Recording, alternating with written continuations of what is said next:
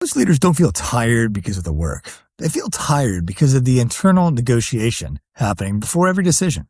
Before they decide what to do, they decide who they're allowed to be. Should I be the strong leader, the collaborative leader, the agreeable one, the strategic one, the version people expect right now? And that question alone drains more energy than the decision itself. And this can be difficult to admit because of what it might mean about us. Admitting internal negotiation can feel like admitting, maybe I don't fully trust myself. Maybe my authority isn't as settled or certain as I thought. Maybe I've been performing a version of leadership that once worked, but no longer fits. And for high-performing leaders, those admissions, quite frankly, just feel dangerous. Not because they're untrue, but because identity has been built on competence, reliability, and strength. So instead of naming it, we normalize the exhaustion. We intellectualize delay, and we call it strategy, patience, or being thoughtful. But underneath, it's self-protection. Now, internal negotiation might sound like, what's the right version of me here in your mind's eye? Or how will this land? What does someone like me do? If I choose this, what does it say about me? And by the time the action happens, clarity's gone. Confidence has been diluted. And momentum requires force.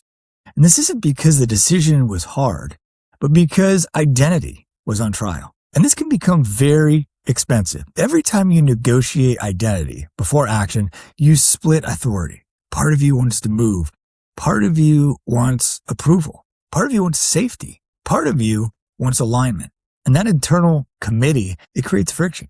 And friction doesn't announce itself. It leaks energy. Overthinking results in delayed decisions, rechecking conversations, second guessing, emotional exhaustion, and without an obvious cause. And this is often why capable leaders feel heavy, even when they're winning. But something important shifts when internal agreement is restored. When leaders stop deciding who they should be and start deciding from who they already are. Something immediate happens. Decisions get clearer and cleaner. Energy returns. Authority stabilizes. Momentum stops requiring effort. Not louder leadership, not more confidence, less internal resistance. You don't need to become someone else to lead well. You need to stop negotiating with yourself before you act. That negotiation is the hidden cost, and it's optional. If this landed, it's likely because you recognize yourself in this message. And if you want to see where internal negotiation is quietly draining